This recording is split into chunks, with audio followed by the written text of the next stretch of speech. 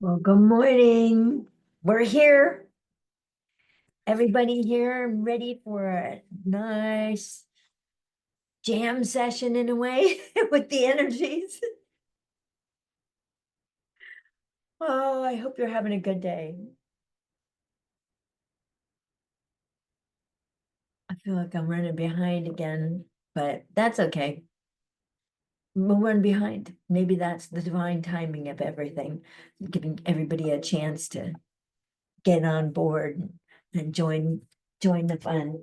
Um, I don't know, they keep reaching back here for this book, Bringing Forth Soul Consciousness, an Akashic Records Guide to Living a Fulfilled Life. Would, don't you want a fulfilled life? Don't you want to feel like you're close to the divine and part of the plan and having a particular well-appointed role for who you are and who you relate to in this life? I mean, that's the point. That's the point about living a life that you like. We have to live lives that we like. We didn't come here just to suffer. I think that's no, no. We came to experience, to have joy, to play, to learn to flex and to flow and to change. And sometimes you need a little help, like a guidebook, to figure out what the influences are and how they're affecting you and what's strengthening you and what's not. Sometimes we actually take on things that are energy drains and it's not worth it. And they need to be cleared. Um, I, I do a lot of that, clearing energy drains when I'm doing divine healing sessions, divine energy healing sessions. And the guides are so wonderful about that. I mean, it's such an experience to observe how they change the energy and the way that they link things up and make it right for you. So I'm still looking forward to talking to you today. Go check in with my Facebook page and see how everything is going. Anybody's got a question, you know, ask questions. I love them.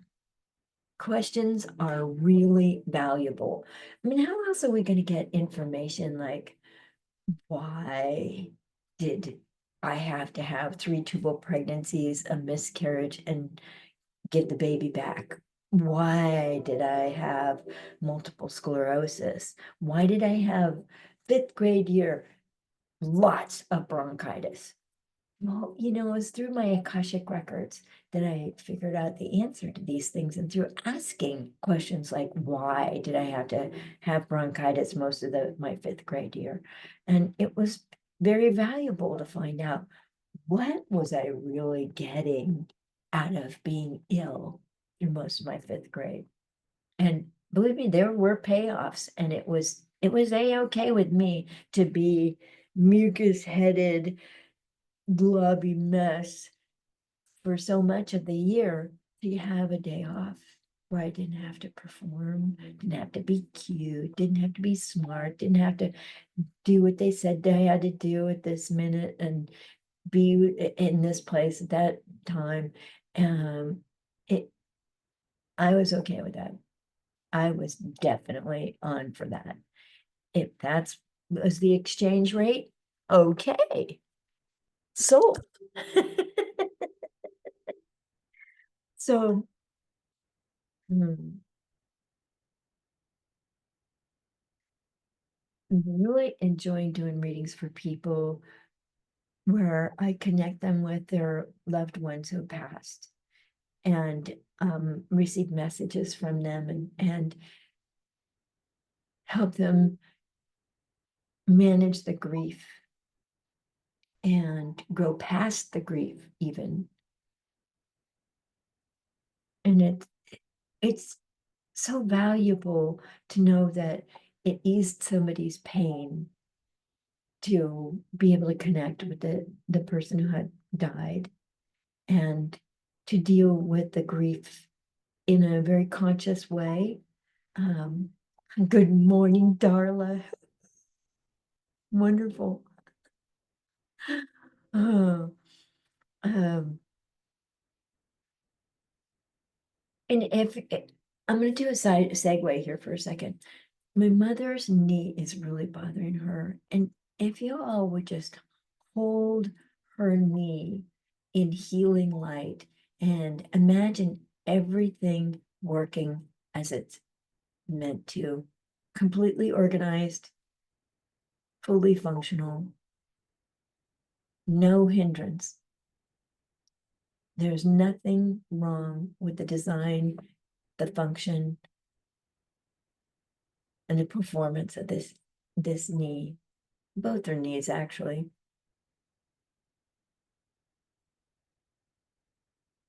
Just a moment of seeing those great knees and all the steps they've climbed and the hillsides they've clung to, and all the bending and lifting and spreading and reaching and bearing weight. Just how functional she has been in this beautiful body of hers for all these years. Just really feeling that. Good morning, Fred Davis. So nice to see you. Um, Good. So one thing that's handy to do until I get some questions rung out of you guys, because your questions are my purpose for this show. I'll just open up this book and let's see if we can get a quote that's useful. Okay.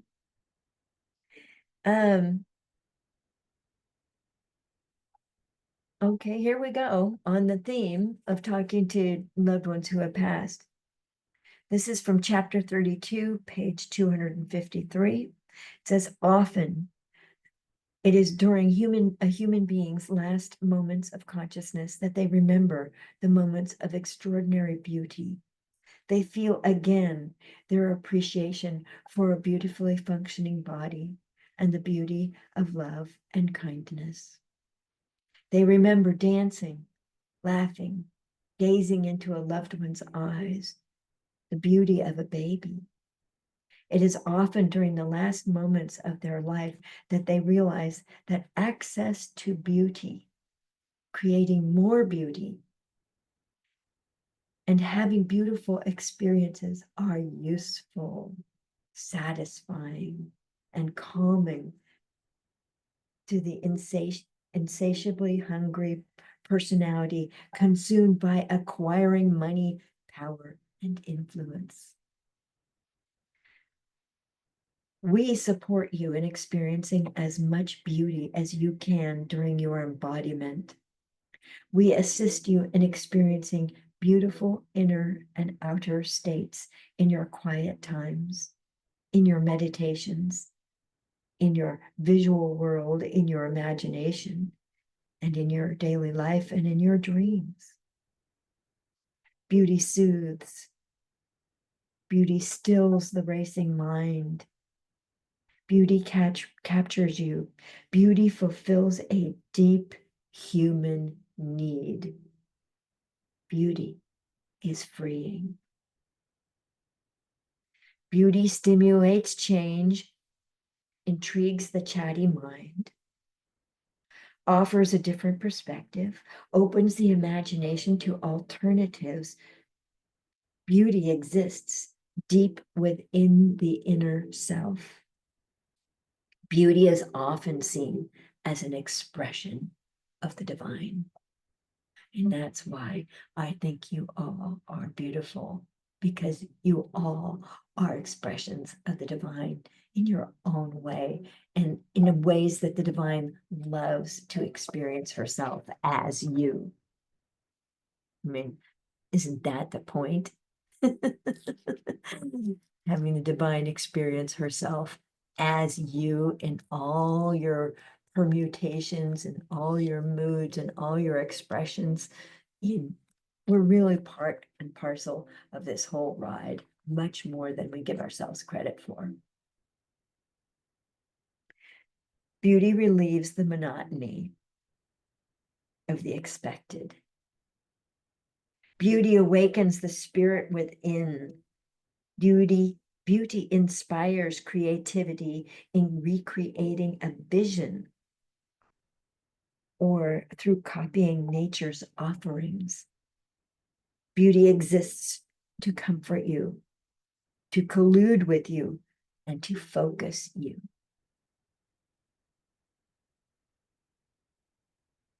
Beauty can be sensual, visual, stimulating to the senses. You describe experiences in terms of beauty. We had such a beautiful day. We watched a beautiful sunset. We felt the power of beautiful waves crashing against the rocks. The athlete's physicality and movements are beautiful. That we felt the beautiful state of peace. We enjoyed a beautiful meal with many flavors from around the world. You know, beauty is a very important component of human life. And I think one of the little blessings that the divine gave us so that we could enjoy this ride and not be so overwhelmed by the outer appearances of distortion, of badness, of evil, or of fighting, of wars, of illness, unkindness. Good morning, Stephanie Ansley Miller. Good morning. So perhaps if you've had a beautiful experience of late, you put that in the comments and share it with the group. How are you feeling about the level of beauty in your life? And is beauty important to you? And how do you express it in your home? Like, I know sometimes I just have to get fresh flowers. And what I find really beautiful is fragrance of flowers. Love fragrant flowers. They just punch my ticket. And I love to see them live. I went to Golden Gate Park with my friend Teresa Ziskowski last week, and we were walking around, and there were so many flowers in bloom and such rich colors, and just in little things brightly colored, hiding in the big bushes of green, and just to be able to be, oh, look at that, to be distracted by beauty. I think that's a really rewarding experience. Anything, God, please distract me from the constant nattering this mind. I don't think that this mind's rat-a-tat-tat, thinking is good for me. So I love being distracted by beauty. And I'm wondering what beautiful moments have rewarded you with a release, a moment of distraction from what you think are the problems of the day. Driven by problems, motivated by problems, maneuvered by problems, manipulated by problems. What is my source? Where is my attention? And am I bringing beauty to other people's visual world and their experience? Or am I bringing peace in the form of beauty? And how does that help them? Is there a moment of reprieve? Just a moment, just a break, so that something can shift. so that another thought or another energy can slip in, so that the light can get in surreptitiously. I love surreptitious light. I think we should really, I should do a whole class on that. Just because the light is so beautiful and it makes me feel so good. Makes me feel like things are in order. It shows me what is in motion and how it's in motion. And it might change colors, frequencies, vibrational levels. It may kind of intensify and then expand out and become porous or mist-like. Sometimes it's intense, direct, laser-like. And watching that beautiful shift in energy, that to me is like, it's, it's rewarding. It's really rewarding. So, how is everybody? What are you working on today? What do you feel like your mission for the day is? To me, it's doing these 2 lives. And then I get to talk to my best friend and my older sister on Zoom. We do a little check-in time and connect and stay up to date with each other's lives. And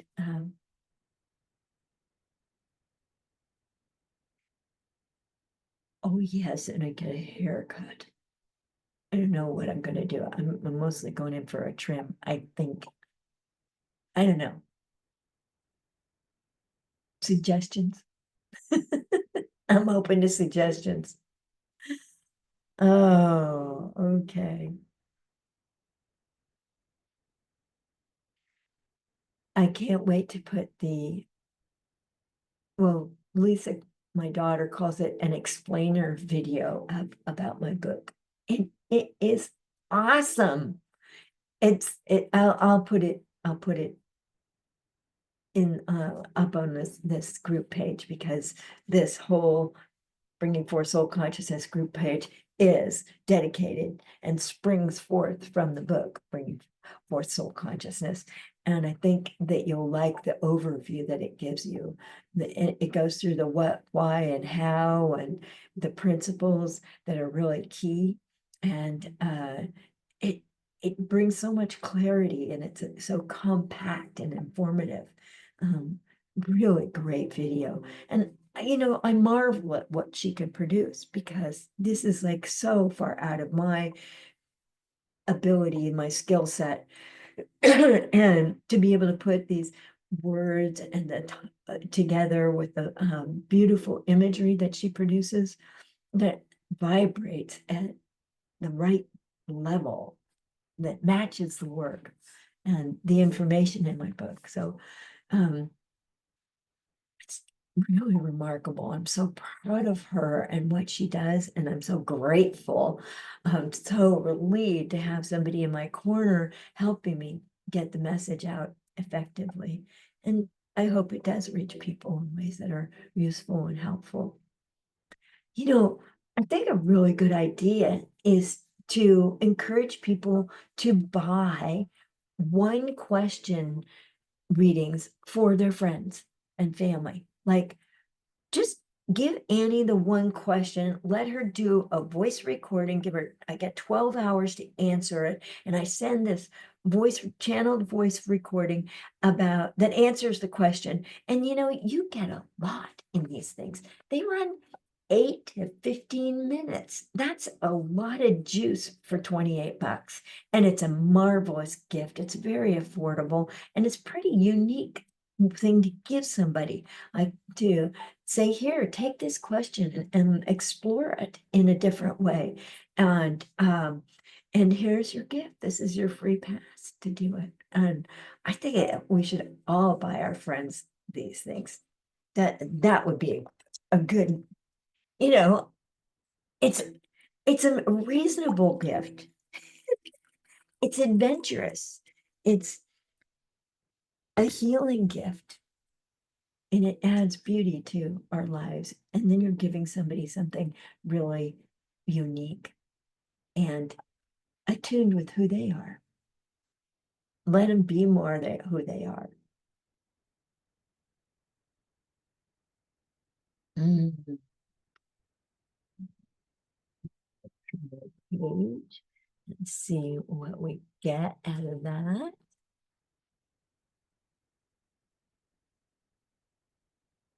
And I'm going to thank you for. Oh, Stephanie's got a question. Darla's got a question.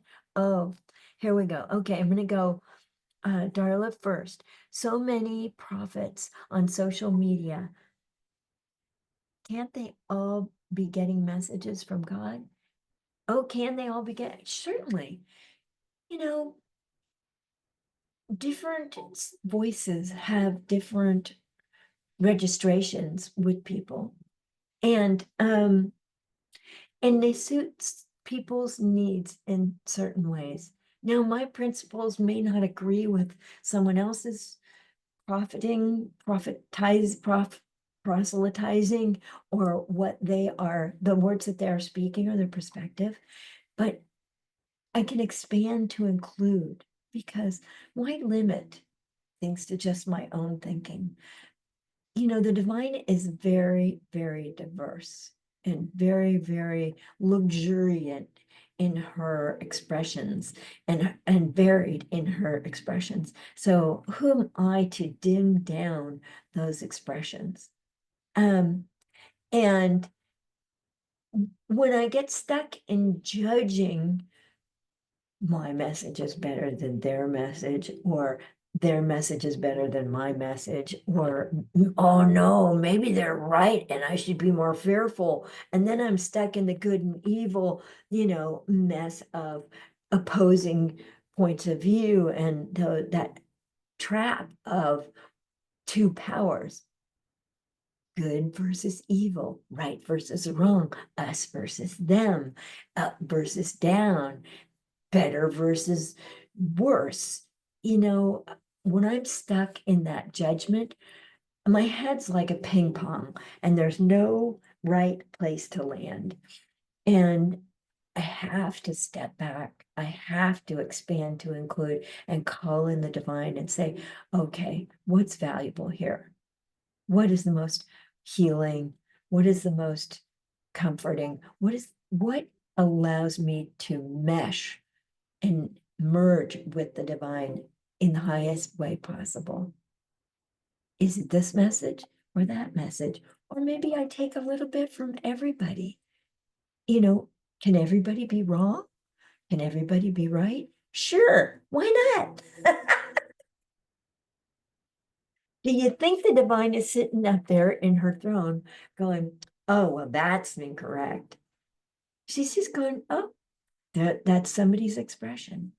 There's no judgment. And then we need no forgiveness because we have done nothing wrong. Thank goodness. And this book I'm reading by Joel S. Goldsmith, The Thunder of Silence, he, he reminds me in that book not to get attached to the good stuff too. I can get attached to the bad stuff or defending myself against it, and resisting. But he says, resist not. He says that's what Jesus's message was: resist not evil, because the divine is the only power and is the only goodness really going on. And so what I get attached to, even if I think it's really good, and I get attached to things I think are good all the time because I have judged them to be so, that's the same thing as judging something to be bad. And it's still attachment, and it's still a limitation that boxes me in. Oh, okay. Let's see. That was a great question, Darla. Really keen. And I'm sure there might be more to it. Okay. So Stephanie, and good morning, Jody Prevent Young. Okay, Stephanie, I'm working on just because I feel something doesn't mean It's actually real.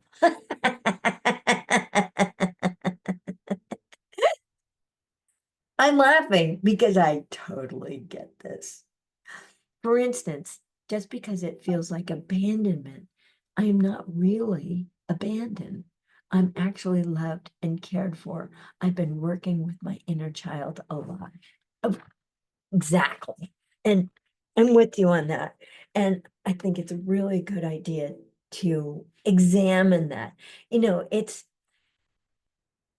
many of my reactions are learned responses, and they came out of a point in time when I was fearful or upset, not really in a balanced state, not in a connected with the divine state, not in connected to my own inner light. And I that thought comes up again. This is where I understand it. My mind interprets my experience based on what happened in the past. Now, the last time I was in this situation when I was abandoned, I felt this and that, and I had this reaction, and my life fell apart in this way. And there were all these consequences that I didn't want, and I don't want to have again. And I want to do everything I can do to avoid it. So that's my brain mind vision of information. But that that phrase, is it true? Like Byron Katie, the work, is it true? Is it true I'm abandoned? Well, no. I'm surrounded by people who love and appreciate me. Is it true I'm have a lack of money? No. My needs are taken care of completely this day. And that's this moment, this day is the only thing going on. And this day, and my response to these thoughts are, oh, thank you for sharing. I'm going to provide a different perspective. I say it's entirely different than the way you're presenting it. Brain mind, how about this? You show me my abundance. You show me my belongingness. Find memories, find connections, show me connections when I'm standing in line at the grocery store. Be with me in that way. Serve me in that way, mind. Give your mind a job. This is a big deal to me. I mean, when I was in my first year of getting sober, I realized I could terrorize myself with my own thoughts. And I was like, I am not doing that to myself anymore. That is not a good program.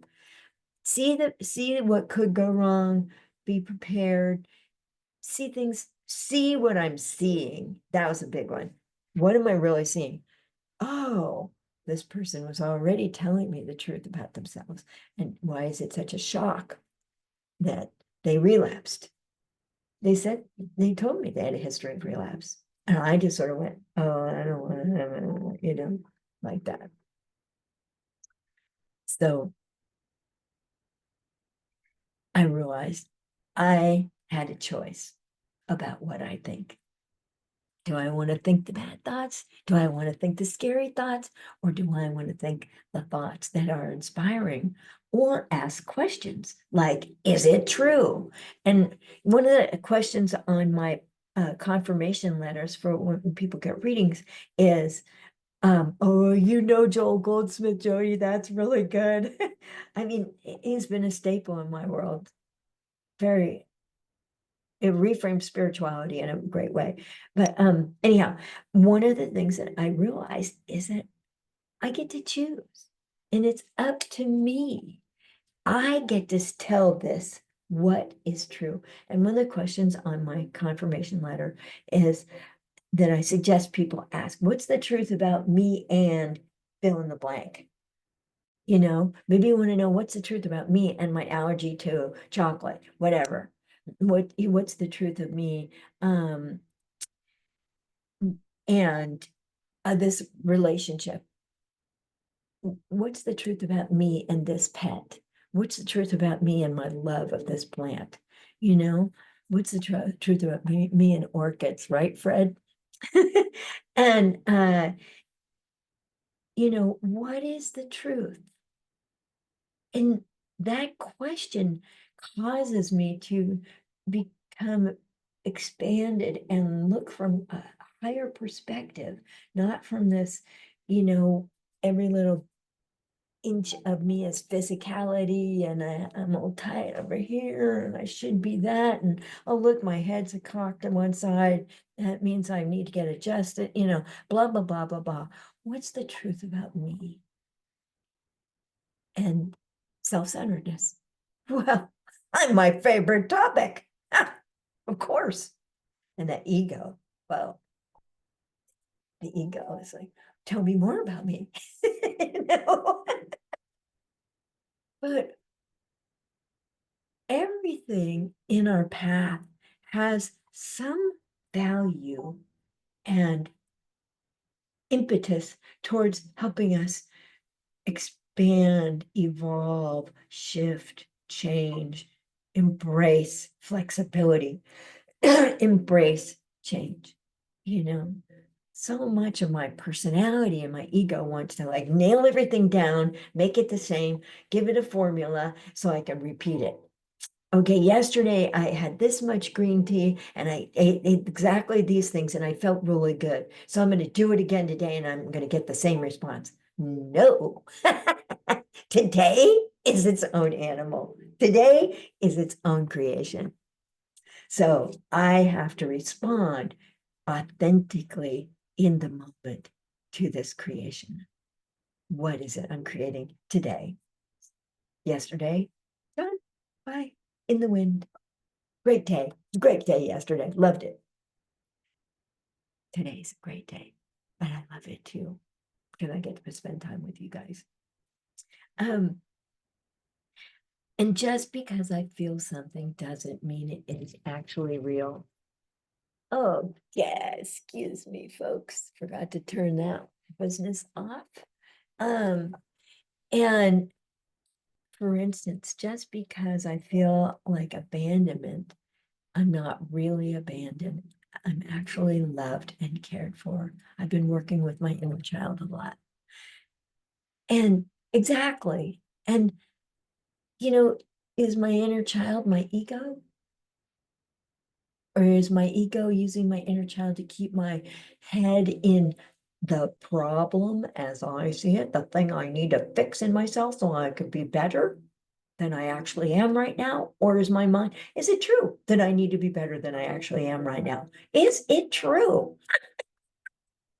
What, it's a thing to consider. Okay. So Stephanie says, what can I do to shift that victim idea of feeling rejected? I'm going to pose a question. Are you feeling rejected? Or are you preparing to defend yourself against being rejected? Is it true that you're preparing yourself for being rejected? Some way, somehow, or some aspect of who you are, or what you have to say, or your beliefs, or your perspective. And who's doing the rejecting? I realized long ago that when I did something wrong, I punished myself so severely that anything you could do that was amounted to punishment would be a piece of cake, because I'd already done that and, times 3 or 4. And so, relax. I've already punished myself. I'm already in the doghouse. You don't have to do it, whatever. Beat you to the punch. But then it becomes kind of a habit of punishing myself and judging myself as being terrible because I did something probably fairly minor in error and made a mistake. And that, of course, is unforgivable, right? No, it's not. It's ridiculous. That's judgmental. That's perfectionist running the show when I do that. And sometimes my mind just dishes up well rehearsed thoughts.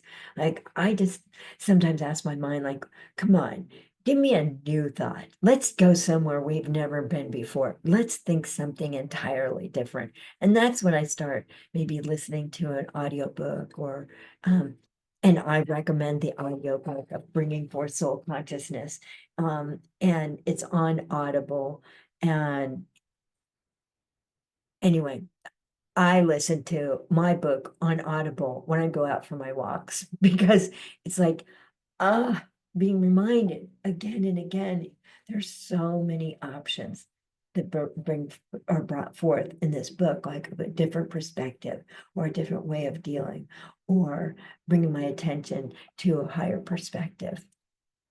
And I find it inspiring. And it's, I don't, I didn't even know how to own it. It just sort of something that came through me, like maybe you feel that way about a child or something. This child came through me, and I don't know, it's made of wholly different pieces than I am.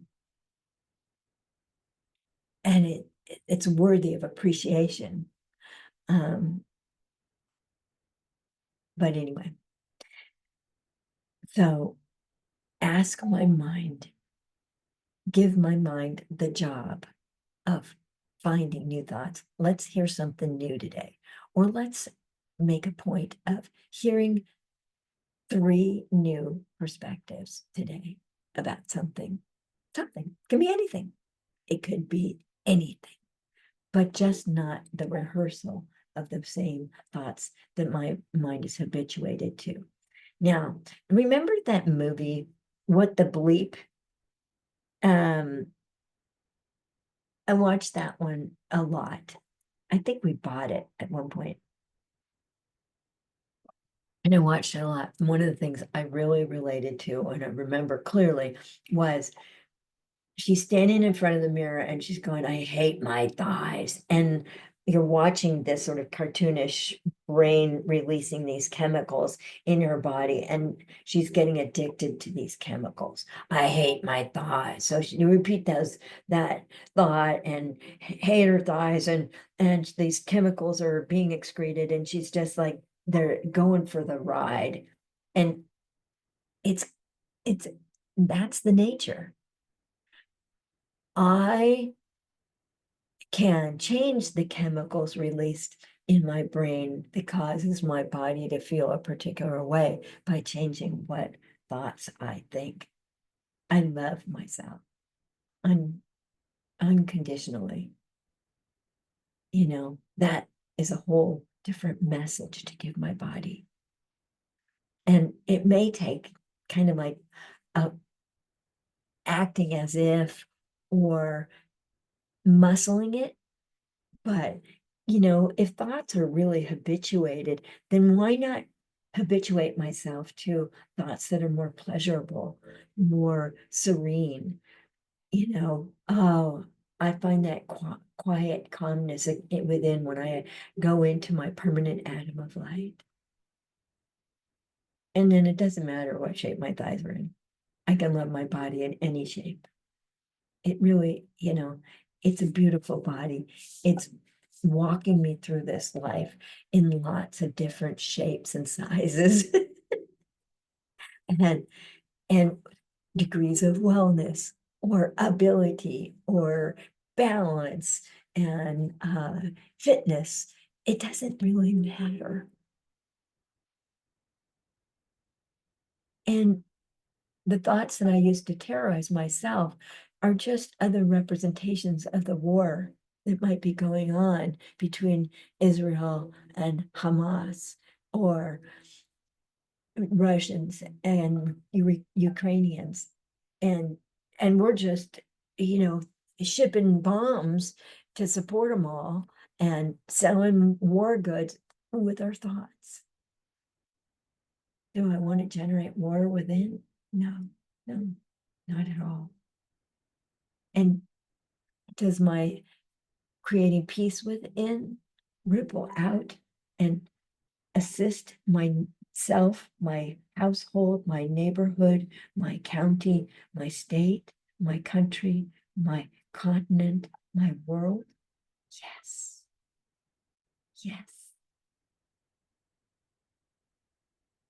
You know, when we stop worrying with ourselves within, then it's going to stop showing up out here.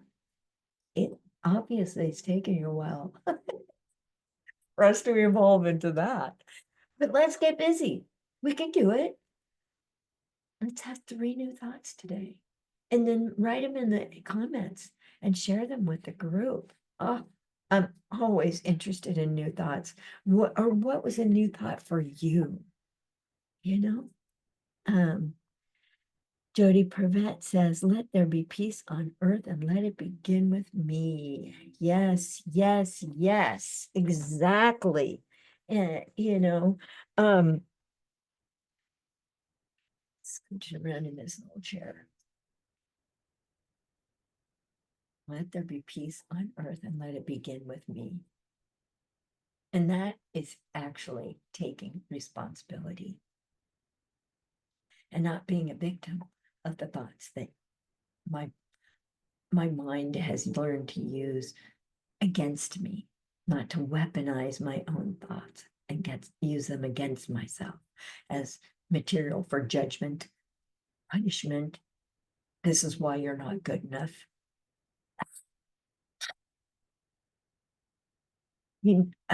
Really?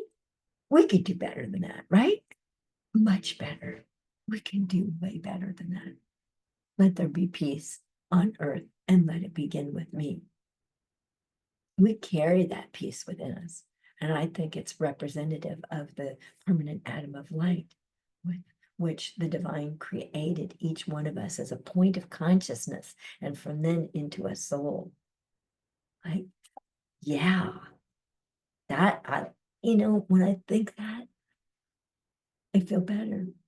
I feel like I belong. I feel like I'm a, a divine child of God.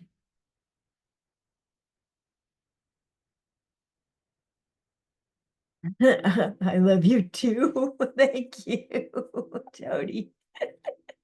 Well, I think we're like minds and we help each other remember. We help each other. Oh, right. I don't have to play that game with myself. I can do this. And, I'm eating differently, like keto style. And there aren't those, I, the noise of the digestive enzymes and the digestive creatures inside my gut, the microbiome in my gut are a lot quieter, a lot happier because I'm not eating the wrong kinds of carbs and sugars and stuff like that. And my body feels like it's running a lot more efficiently. Everything's not perfect. And I weigh myself every day and it's like, oh well, I can like that. I can agree with that number. I want to lose weight faster or something. Like there's somewhere to get. No, no, no. The place to get is here, right now. This, as it is, accept it fully and completely, right? Let there be peace in me. And then there is peace on earth. And then I am a peaceful component of this earth.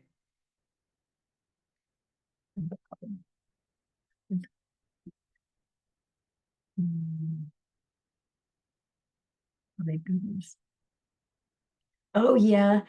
So there's the $28 one question thing. You can buy it as gifts for people.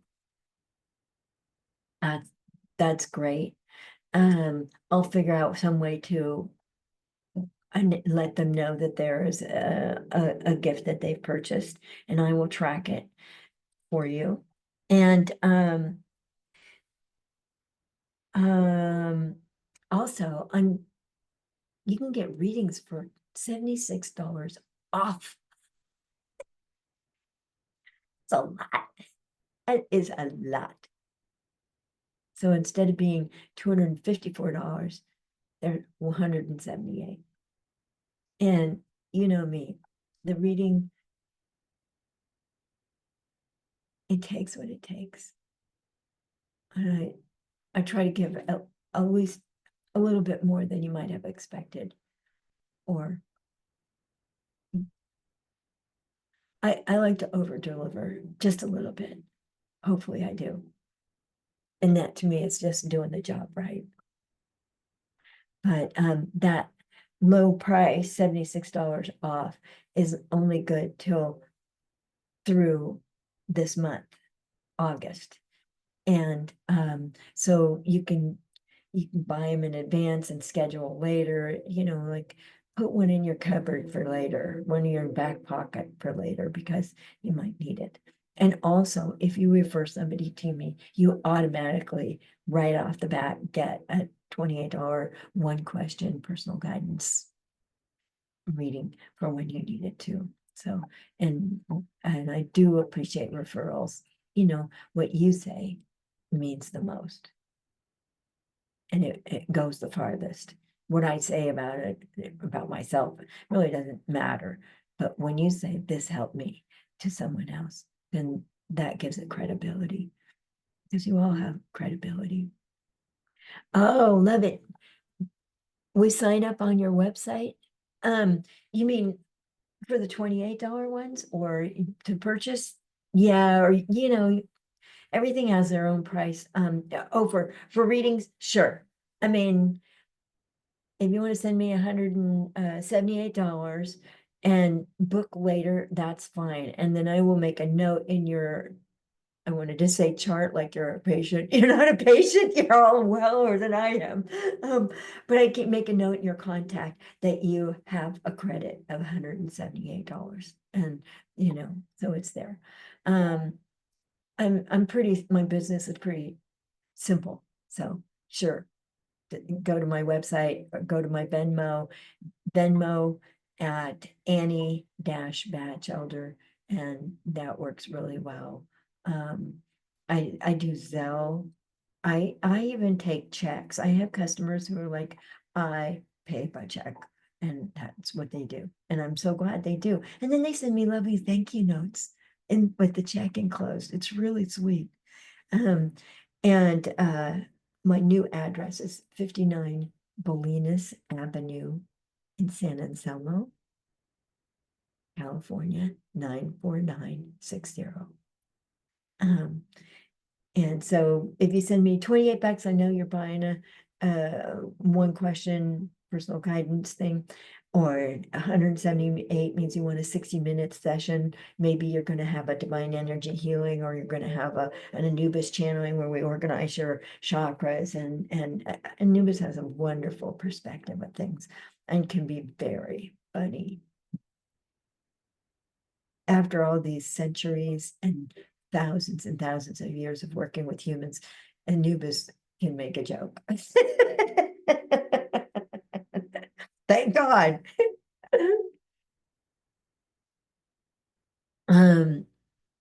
Or maybe you want an Akashic Records reading, Yes, go to the website. That's probably the best way to do it.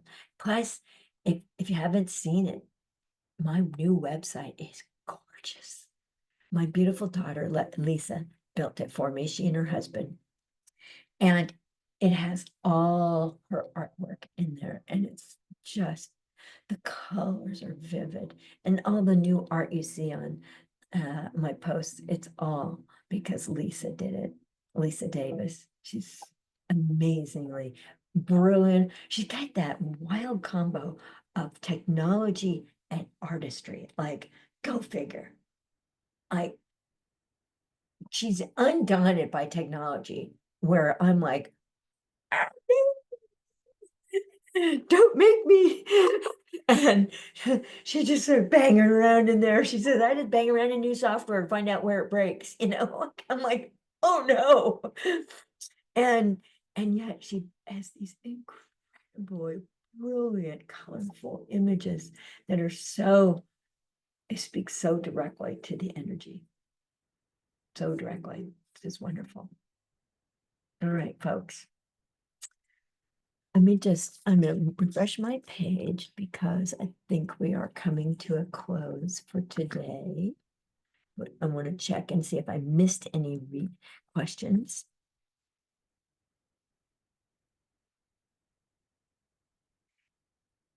Stephanie is right. Yeah, thanks. That's awesome. I'm not really that person anymore. Exactly. My mind takes me back to the past because that's all it has as a reference point. What happened before? What should I be scared of? What do I need to defend myself against because it happened in the past? And being in the present moment means the past doesn't control me as I am now. As I am now. Jody says, let there be peace on earth and let it begin with me. Yeah, exactly. I'm still with you. You're so welcome, Darla. You just punch my ticket. I just love it that you're here with us. And I know all of this speaks volumes to you and it matches what you believe in. And I'm so glad that it's something that's enhancing for you. Really, that's my reward. That is truly my reward. And thank you all for being here today. You're my loves, and you're the reason why I'm here. And you're the reason why I became a channel, so some good stuff could come through me. And it's because of you, all of you. Thank you. All right. Have a great day. May you bring peace to everything that you are and that everything that you do.